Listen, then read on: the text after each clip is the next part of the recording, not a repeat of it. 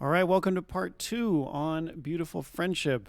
I thought we'd look at some soloing and ideas on this guy. So we start with E flat. And right off the bat, we have this A7 sharp 11. So what are we going to do with this A7 sharp 11? We could think of it as sort of a regular dominant, like an A7, but sharp the 11th. Essentially an E melodic minor. And if it hasn't come out yet, it should be up soon, my course on melodic minor scales. But essentially we could treat it as that, as E melodic minor. But the sound I really like here, and this is always something you should consider when you see these dominant sharp 11s, is a whole tone scale.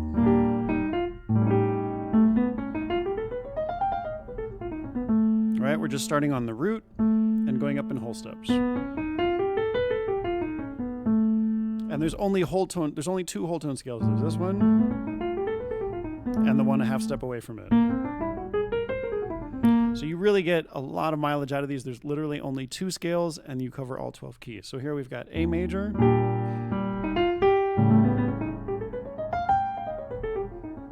just going up and down the scale. And it brings us beautifully to this A flat major. A lot of the bebop guys, Barry Harris, Bud Powell, Thelonious Monk, they love to use whole tone scales. They make for great runs. Right? There's kind of a classic Thelonious Monk run. I think he does it with 2 hands, where he just goes down the C whole tone scale in these groups of 3. Like 3 in the right hand, 3 in the left hand. And Barry Harris loves to do these runs.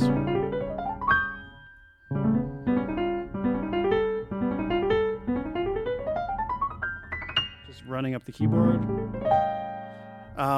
So whole tone scales are always something to mess with or to keep in mind, especially when you see the sharp 11.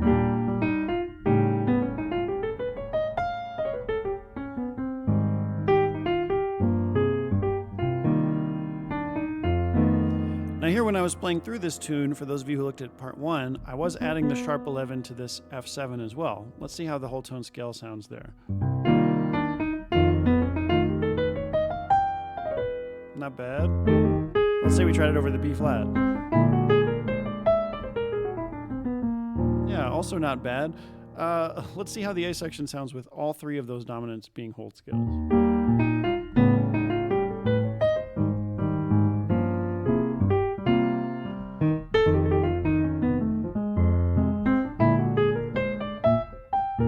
Yeah, not bad. Now, again, I wouldn't use whole tone scales for every single dominant chord you see.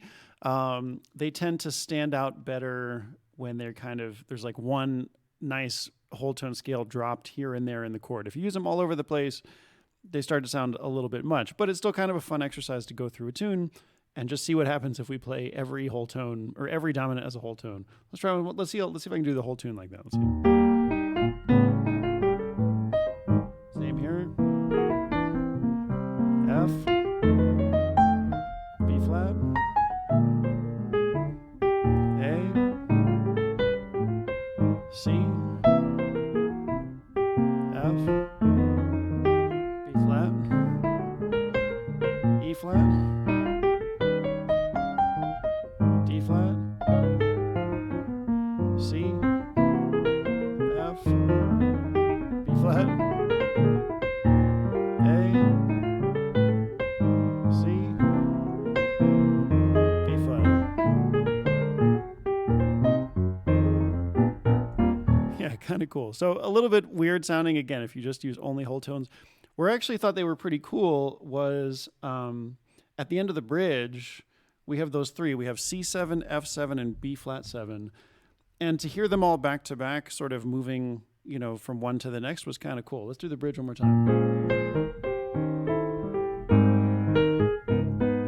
So here's C whole tone, F, B flat. So that was kind of a cool way to throw them right next to each other because, they're going to be a half step apart, right? We have this one and this one. And so when we go from C to F to B flat, we're basically using one, then the other, and then back to the first one. So it's a cool, it's a cool sound. This is also, whole tone scales are also where you get the Scooby-Doo dream sequence thing. Or maybe it's from an old movie. I'm not sure exactly where they first came up with that. But whole tone scales with a lot of sustain.